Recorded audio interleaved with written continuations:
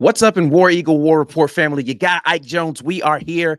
It is another morning drop. Today, we're talking a little bit more about the matchups that are going to be happening this Saturday as Auburn takes on Samford. Game 3. Y'all know how we do right here, War Report style. Let's drop it on them.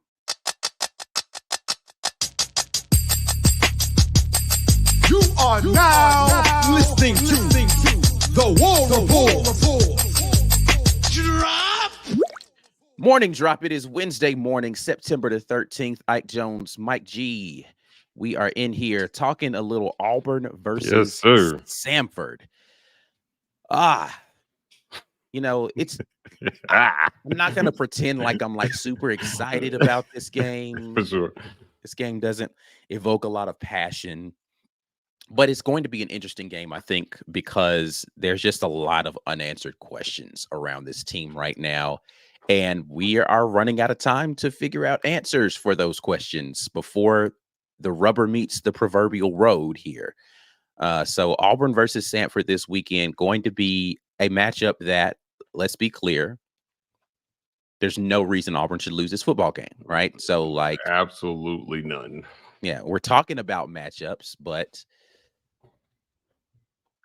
I mean, there's no matchup that exists out here where I'm looking at it and I'm saying Auburn really needs to look out for blah blah blah. But just because I don't want to disrespect the Samford Bulldogs, who, let's be clear, they gave Georgia a tough time for the first half of that game last year when they played them. They have been known to come in and spoil some parties around the country. They played Auburn tough a few years back when we had to play them. Mm-hmm. So, despite me not feeling some kind of way about it, the team can't go out there and feel like, oh, they need to go out there and handle business. But we'll see how they play. Mike G, how are you feeling about this? Well, before we do that, we got to do the necessary. Share the video. Get somebody else out there involved in the conversation this morning, Auburn versus Samford. If you're listening on podcast, make sure that you share that podcast link with somebody out there. Like this video and subscribe to the YouTube channel for our podcast listeners out there. Give us a 5-star review if you love what we got going on so that other people can find this in their podcast feed. But now, Mike G, how you feeling about the matchup this weekend? Well, look, at the end of the day, here's what's happening. This is a tune-up game for Auburn. This is your last chance to tune up before you enter SEC play. You got to go on the road to College Station, and Auburn still has some things to figure out offensively, Ike. What we saw against Cal wasn't good. Both from a schematic standpoint and I think from a personnel standpoint, you have some things that you need to work out, and this is your last chance to kind of do it. Now, I don't know that you learn a ton. This is something that we talk about in these matchups because you should dominate this team physically, right? And from an athletic standpoint and a talent standpoint, how much do you really learn? Well, here's how Auburn learns. Devil's in the details, right? How well do they execute the details of the offense? Right. You can complete passes against this team, sure, but how precise are those passes? How precise are the routes being run? Are blocking assignments being picked up? It's going to be about, like, you absolutely pulverize a team like this when you not only have more ability, but you execute at precisely and at a high level. So that's what I think fans need to look for on Saturday. They need to look for how precise does Auburn execute the details of the offense that they're running, because maybe they can line up and run all over them, but I think you need to take an opportunity to make sure that you're fine-tuning your passing game going to SEC play. Hugh Freeze has said this. He said teams are just not going to let you line up and do one thing. Right. So you've got to be able to do it and get these guys the reps, figure out something at receiver. He said 5 and 6 are our best, but outside of that, we just haven't seen a ton of production. I don't know if that can continue. He also mentioned that those guys are not built to play on the outside because of their height and catch radius. Mm-hmm. So is Nick Martin close to being healthy? Where is Coy Moore? Are we going to see more of Camden Brown? Shane Hooks so far has not had a ton of production. Jair Shorter, all these guys that were talked about all spring, where are they in the passing game? So they've got to figure that out. We've barely thrown the football. I mean, good grief, man. Like, total 94 yards. Total 94 number of attempts yards. is like what 40 or 50, something stupid like that on the year so far. Yeah, it's not. Like, listen, the amount of yards they put up against Cal was pathetic through the air. Well, and there's no other way to put that. It was not good. They were the worst pass defense in the pack last year. Awful. In a conference that gave up 8 3,000-yard passers.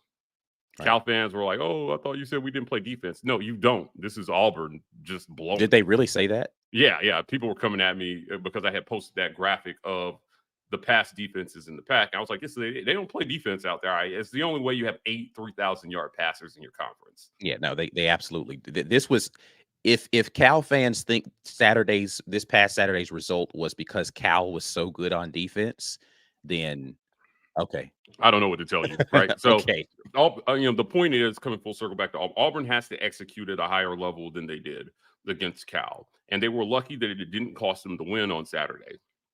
They are, I know Cal's kicker missed all those kicks. That's part of the game, so no excuses. You got to make kicks. They had a kicker that didn't hit them, and they lost. But Auburn is very fortunate that that was the case. I think 9 times out of 10 with any other Power 5 school, you go on the road and you play like that, you're going to get beat. So they're fortunate to be at 2-0, but those mistakes are going to start to cost them if they don't execute the details at a high level moving forward. So that's what I'm looking for on Saturday. yeah. It's definitely going to be necessary, especially considering, talking more about Samford and the team that they are facing. Last couple of years, facing offenses similar to this have not been a favorable outcome. Samford runs an air raid style offense, so it's going to be a lot of up tempo, which we heard our defense struggled with during the fall, and during spring as well. So they're going to be running a lot of tempo. They're going to throw the ball a lot. Their quarterback is Michael Ayers, I think is how you pronounce his last name, Hiers, and he's gonna let it go. He's going to go out there. They're going to throw a lot of quick game. They're going to try to get the ball out to playmakers in space. And Auburn's going to have, this is going to be a test for our secondary and for our players in their stamina, just being able to keep up with the tempo. For me, when you're running tempo stuff, a lot of it has to do with how conditioned your defensive line is, your front seven, to be able to disrupt and make sure that quarterback doesn't have clean views of what's going on. They need to be able to get pressure on this quarterback and make it where he's getting it out quickly, and then they're tackling quickly so that they're not able to get the ball downfield. Agreed. So looking forward to seeing how they're able to do that. I know we were talking a little bit before. You said you had some stuff that you want to do from a statistics standpoint about Samford. Is there anything in particular that jumps out to you when you're looking at Samford from a stats standpoint? Yeah, I mean, this team is averaging 4.6 yards per carry on the ground right now. So you mentioned that they're an air raid offense. When you look at their line, they're protecting the quarterback at about a 75% clip. So he's under pressure 24% of the time.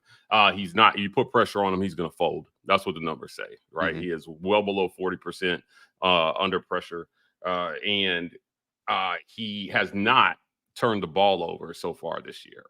So he's got 6 touchdowns to 0 interceptions. Obviously, that's going to need to change. And his adjusted completion percentage is around 74%. So this is an okay quarterback relative to the competition that they're playing. But I expect Auburn, similarly to what they did to Cal, to get on him. They try to push the ball down the field quite a bit. Right. So, on the season, he's already got 17 passes of 20 or more yards. So they will try to test you deep. And Auburn, I don't expect Auburn to give him the type of time that it's going to take for them to pull off those passes. So it'll be interesting to see how they play in this one. But this will be about the rotation of players, obviously, on Auburn's side, and then try to stay healthy and don't get anybody hurt on defense, especially moving into Texas A&M. Yeah, I think health is really going to be the biggest thing that I'm looking at in this game. Like, who is going to play? Who are they going to rest? And are there going to be players that just for whatever reason are sitting out this game, and it's going to impact the product that we see on the field?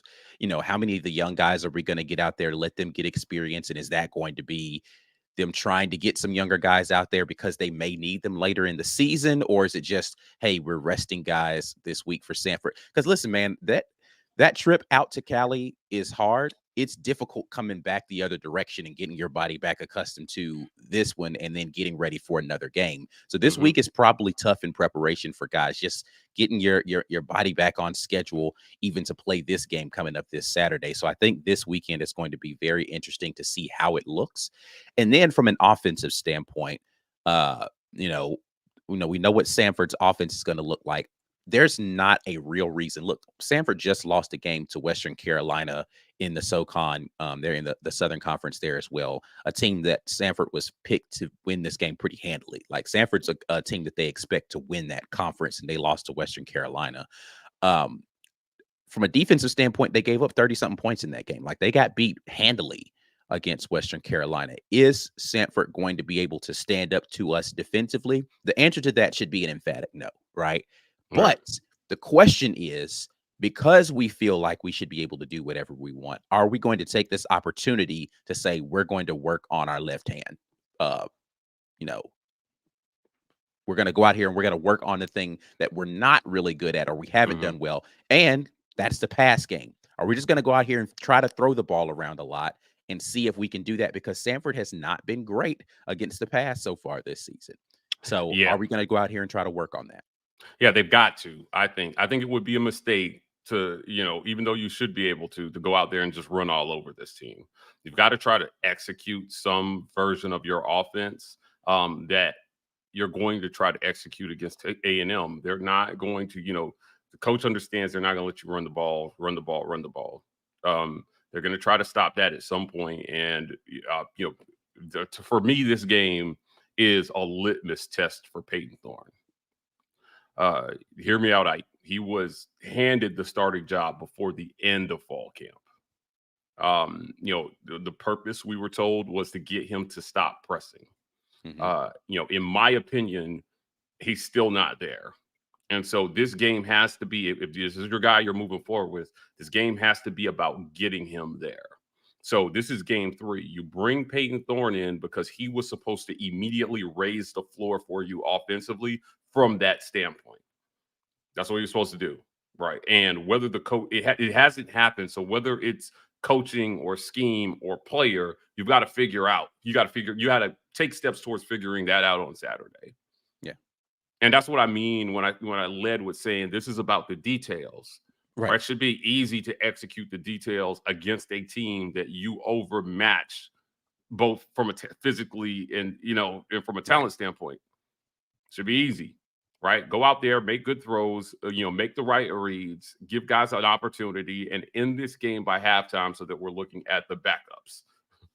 That's what this game has to be about for them. So we'll see if they can make that happen. Yeah, it's going to be imperative, I think, this weekend for that offense to get on track and get some sort of rhythm, some sort of continuity, because Texas A&M, not just that it's a road game, but it is a road SEC game. It's the first SEC game of the season. A team in Texas A&M that I think is already kind of got their backs against the wall early this year. I mean, it's not the end of their season just because they lost to Miami, but we talked about this in the preseason. It could get very interesting in College Station if Texas A&M drops the Miami game and they lose to Auburn. 2-2 going into, week 4 of the season is not where they want to be. Right. So they don't want to be in that position any more than we want to. We don't really want to start 0-1 in the SEC, but I think it becomes that much bigger a game for Texas A&M. So that team's going to go out there and they're going to be fighting like hell to make sure that they're not in that position. Auburn needs to have some stuff in gear before heading into that game. So to your point, if the precision of our execution isn't there versus Samford, we can't expect for that to just turn on versus Texas A&M on the road. Yeah, absolutely. Right. I think that's well said. At the end of the day, you are getting pretty close to the you are who you are portion of the season after game 4. Yeah. So, expecting teams to be somebody different the rest of the year after the first third of the season, I'm not saying it can't happen. I'm just saying, whether it's the good thing about all this is what we've seen is mostly correctable. Mhm. I think it's mostly correctable, and I Yeah, think the the talent is there. opportunities are there. You just have to Yeah. take advantage of them. So it's not like you have to, and this is something I said to B Will on Monday, and I'll reiterate again. I don't know that you necessarily have to run different plays. You just got to take advantage of the stuff that's out there for you more consistently. Now, play calling does need to improve. I think Mm. that we need to figure out, and Coach Freeze has said this himself, get the ball to the guys that are being playmakers for your team better, more consistently say, okay, we're going to look to. So, hey, we've gone a couple of drives here and we haven't put the ball in Jay Fair or Var's hands. Let's go run a screen and get the ball in their hands and make them go, let them go do something.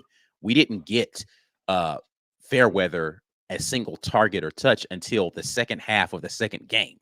That can't be a thing that we continue to do. Let's make sure, hey, we're going to do something to go get the ball in Rivaldo Fairweather's hands. At least Mm. he's going to be option number one on this play. And if it's not there, then you check it down to this, right? That needs to be a part of what we're doing on a like we're cognitively going into the game saying we're going to do this at given points. We're going to take a shot right here to VAR down the field. We're going to give, the back shoulder, hey, 3rd and 2, we're going to put Shorter and Hooks in the game, and we're going to have, okay, which side are they playing solo to? All right, great. We're back shouldering on that one, or we're throwing the fade route on this one instead of just being more aware of down distance situation and who has not gotten touches and spreading around the ball to the people and putting them in positions to be in places that they are most effective more often.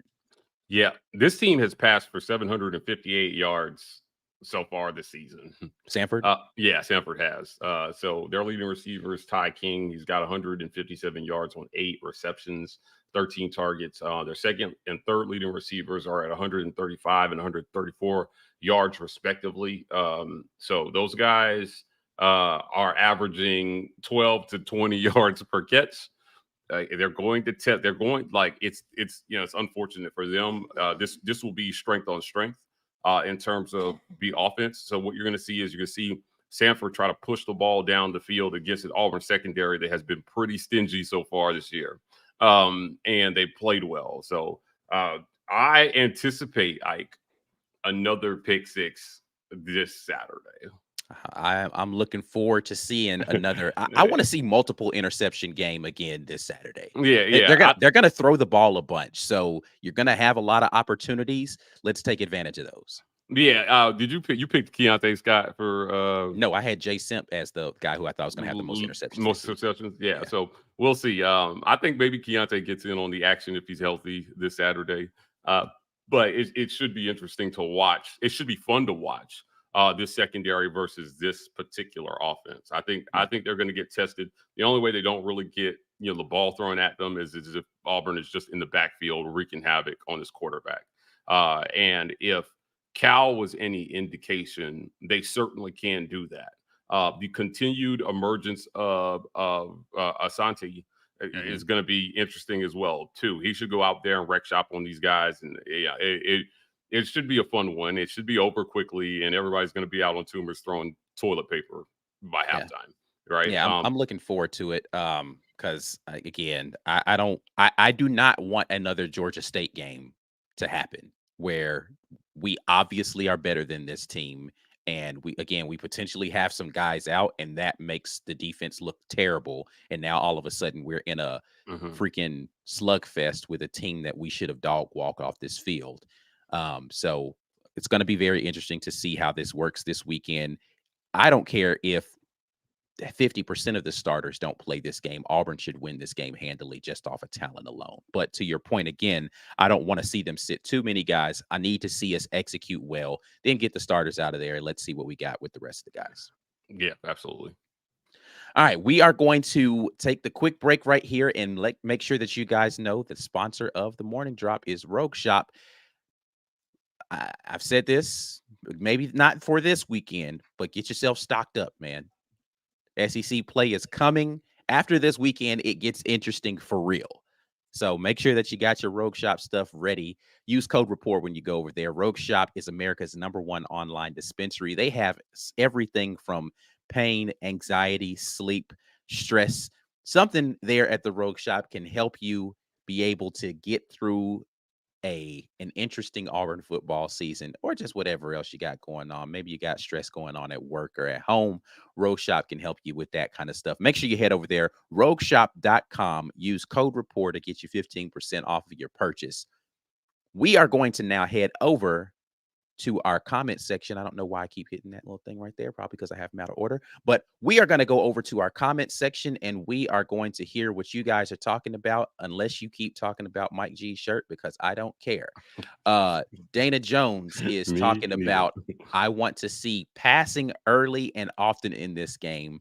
They have got to establish a rhythm. Agreed, Yep. Dana.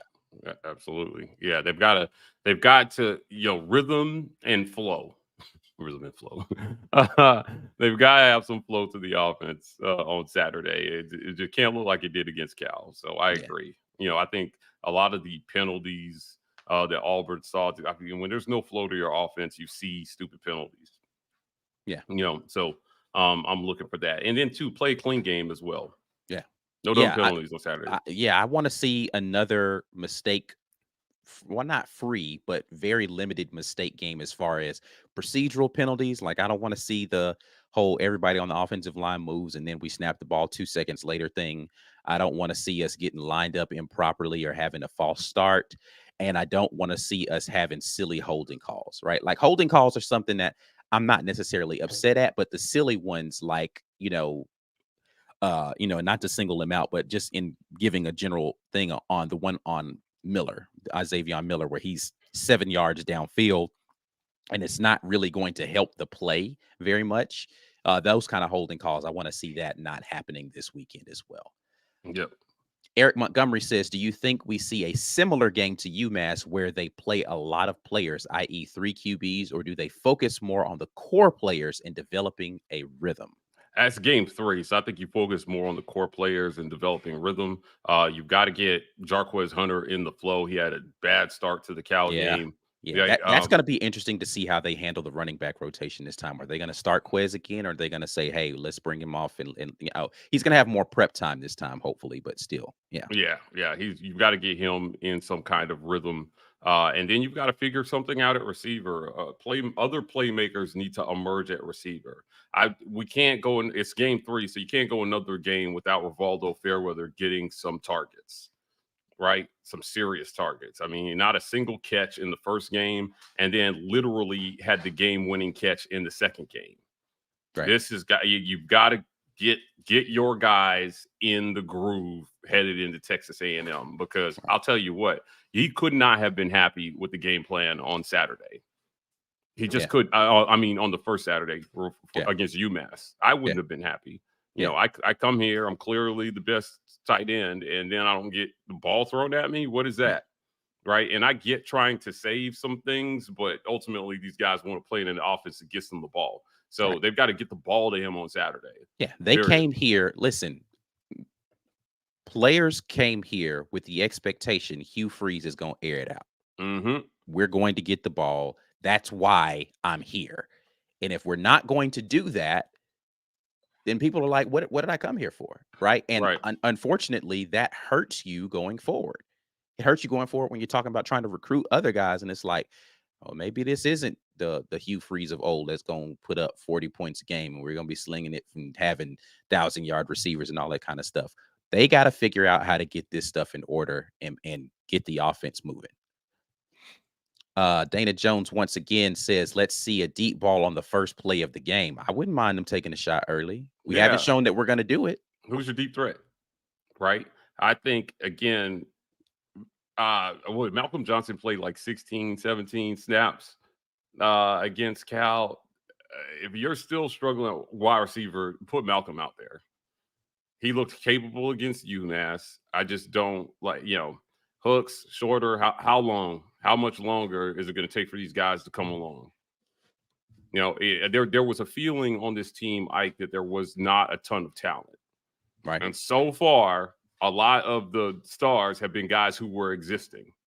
Right. Hear me out, right? All the guys balling right now, for real, mostly are the guys who were existing on this team prior, right? So I didn't like that narrative. You and I talked a lot about the messaging, when it comes to recruiting.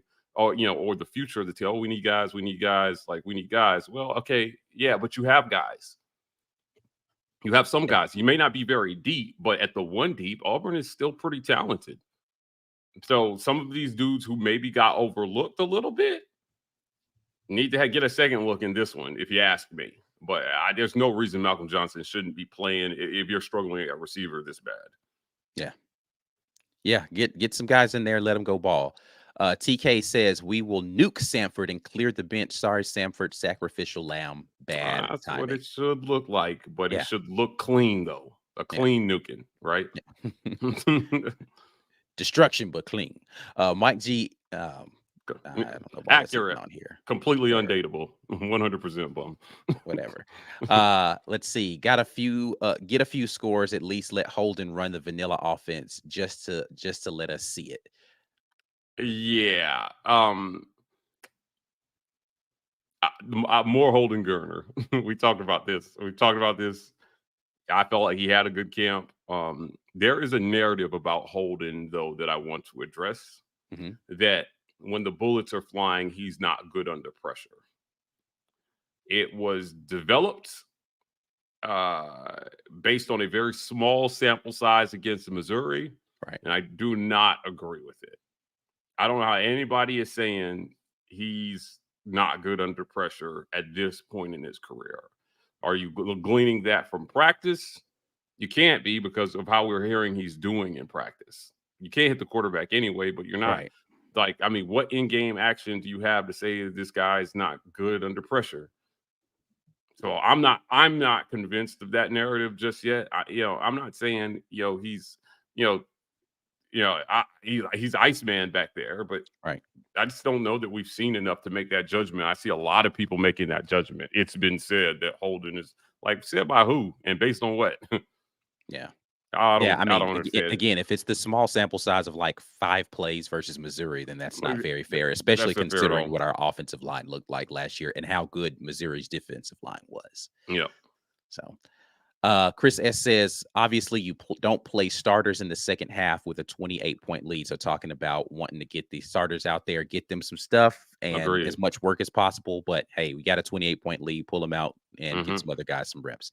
That's the interesting thing about the whole Holden thing too. Going back to the last comment, it's not to say that Holden won't look good with starters, but it's going to be hard to judge. And what the narrative is going to be is that, oh, he did that against their second string, though. So he, let's see what he would do. Or it's just Samford. So, of course, he's going to look good in that scenario. The question for me is not so much will Holden look good versus relative to the competition, but just how well is he operating the offense and how quickly is he getting the ball out of his hands? How accurately is he throwing the ball in those scenarios? Because just because it's the second string of whatever team it is, whether it's Samford or we're putting, the hands to Texas A&M on the road next week and they get a second string in there. I don't care who it is. The question for me is still going to be, how well do you operate the offense? And does that warrant him getting a chance to be able to play with the starters? Again, I am not advocating for benching Peyton Thorne game 3 of this season. If you hear this and you hear me saying that, you're not listening properly. You're inferring something that I'm not saying. I'm saying that it's hard to gauge anything based upon second string duty. So yes, we want to see it, but temper what that expectation or what that leads you to believe about his ability to perform in a game. But the question you should ask yourself is, do you feel competent in his ability to operate the offense? And then now can we see that against better competition? And does it translate? Yep, absolutely. Cool Breeze says 2 interceptions this weekend. I like it. I'm here for it. In response to who is your deep threat statement, Bankroll Block A says JJ is the deep threat. Speaking of, tell Hugh Freeze, tell Hugh Freeze that he's. I don't know. He said those guys aren't deep threats. He's just saying on the outside, they're not built to play on the outside. I mean, you can be a deep threat, I guess, from the slot to some extent, depending on how the play is drawn up. But yeah, I mean, Malcolm's still the fastest dude on the team. Yeah, Malcolm is definitely a guy who can be a deep threat. And listen, I don't know whether or not it's his speed translates because I haven't seen him out here running any deep threats. But Jair Shorter definitely had the most yards per catch per reception last year of any player. So clearly he knows how to be able to catch the ball further down the field. Can we see him potentially getting some opportunities to do that in a Is game? he hurt? He's been dealing with injuries, He's right? been playing though, whether he's dealing with injuries or not. He's been out there. So is Cam. So Okay. listen, man, throw him the dang ball. Yeah, for sure. Last one I'll throw in here is Steve Bradley says, Ike got me fired up yesterday on the 7-11 non-pass play. Ridiculous for sure. This week needs plenty of work. Okay. I think he had an extra word in there. But what he's referring to, if you are not a member, is yesterday on the Watch the Film thing, I was talking about one of our receivers was open so long he could have opened a 7-11. He was that's how long he was open on the play. What kind of Yeah. terminology is that? Yeah, I Okay. was just saying, I mean, he could have opened his own convenience store. He was open. He had a 7-Eleven open over there. He was open for a very long time on the play when did not get the ball. And I was just like, yo, what is happening right now? So definitely some things that need to get worked out. But if you are not a member, then you wouldn't have had an opportunity to hear that 7-Eleven comment. But any last thoughts before we get out of here this morning, Mike? Auburn wins big, right? But they've got to win clean, and they've got to take steps toward figuring out personnel and who they're going to be on offense. I mean, I don't know if Auburn has an offensive identity just yet. Yeah, no, we haven't established one. Yeah, so it's going to be interesting to see if they can help establish that on Saturday. Yep. Time to get out there and show it. Let's stop all of this. We're holding something back. It's time. We ain't holding nothing back. Let's get to it, man.